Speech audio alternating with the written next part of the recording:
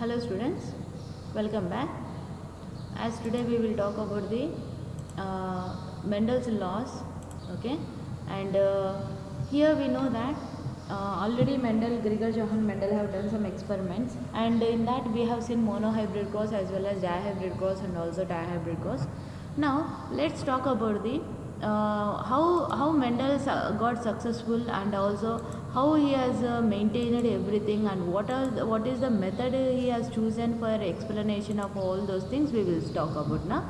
So let's talk about cross technique employed by the Mendel's laws. Okay, since garden pea is a self-fertilizing, also we have seen what is meant by self-fertilizing. That means they are able to undergo fertilization on their own male and female gametes only. Suppose if you see in a flower, if you talk about the flower is having the female part also, and it is having the male part also. So male part also present and female part also present. So that is the reason it is able to make a self-fertilizing. Next, the anthers have to be removed before maturity. See, pea plant is already self-fertilizing, no? As we know that it is a self-fertilizing, and also we need to know that. Okay, and here how this is helping out. See, if it is a female flower, if it is a flower is a bisexual flower, that means female and also male flowers are present, then what should be removed here? We should remove the male, because when male is present already, female is able to undergo fertilization. That is the reason we need to remove the anthers. So removal of anthers from a flower is called as an emasculation. So what is meant by emasculation? Means it is a removal of anthers. Okay, the operation is called as emasculation.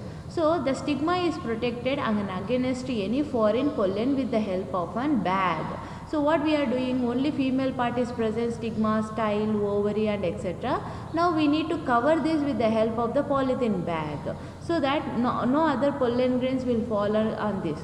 So the pollen then at the distance dehiscence stage is brought from the plant to be used as a male parent and dusted on the feathery stigma of the emasculated flower. So whatever you choose, and the pollen grains must be dusted on this female flower, so that it is going to develop into new another organism. So at the time of the pollination, the pollen should be mature and the stigma should be receptive. So that is also one of the main important thing. So when it is able to mature only, then that time we are able to dust on that. So what are the steps are involved? The first step is called emasculation, that is removal of anthers from the flower, and the second step is called bagging, that is we are covering with the help of polythene bag for protection, because no other pollen grain should fall on that. Next, third step is called dehiscence, that is dusting of the pollens. Next, fourth step is called pollination. So these are the four different types of the steps which are involved in the artificial hybridization technique and also cross technique employed by the Mendel. So what are the first step? I repeat, see, first one is emasculation, second one is bagging, third one is dehiscence, and fourth one is pollination. So these are the four different types of the techniques are used. Next, see, look at this here.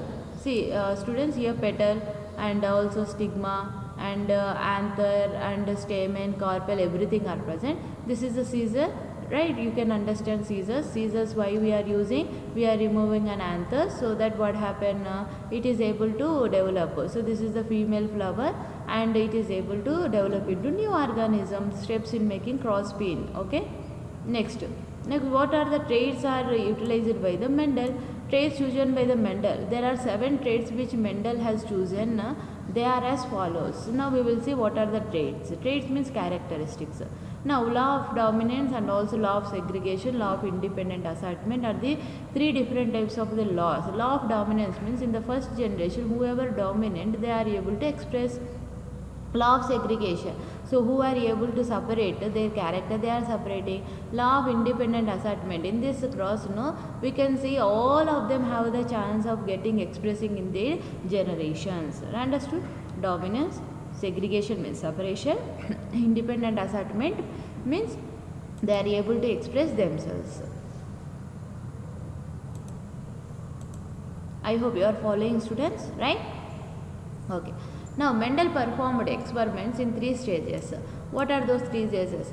He made sure that he made sure that the plant which he had chosen must be true breeding plant.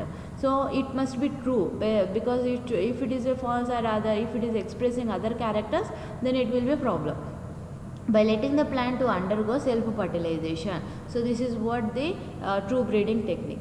And he performed the process of cross pollination of alternate forms of the traits also. He has done many alternative forms also to see that whether it is a true breeding or a false breeding, or whether I may get any extra characters like that. He has done many alternative forms of that, right? See students, just if you purchase any dress, first you are going to trial it, and you are seeing the color will suit or not, and also you are able to check that performance and also everything, no? Like that only when he is selecting any kind of a plant also, he is just making sure that whether it is showing any other results or not. That is the point here. Alternate forms of the trait also. The resultant generation obtained was termed as a hybrid. Whatever he crossed, no? So whatever the new things if he develop, that we call as an hybrid, right students? Now, and these hybrids formed are called as F1 generation, first generation, or first filial generation also we can call it. So when he got success, no, that generation, first generation is called as first filial generation. Next, he allowed a hybrid to self pollinate. Then again, say first he has chosen the female plant here, and he dusted the male pollen grains, so that he developed a new plant has been developed, that we call as an hybrid. So now he made them to self fertilization. This first one is cross fertilization, right? Cross pollination also we can tell. And second step here, he waited for them to undergo self. So self pollination, and up to 5 generation, and these generations are subsequently termed as F2, F3, F4 and F5 and so on. So like this he performed an experiments to confirm that whether it is showing any extra results or whether it is continuing like that only. So students, I hope you understood by these points, right? Emasculation, that is artificial hybridization he has done. Now dominant phenotype and recessive phenotype, he made them to undergo.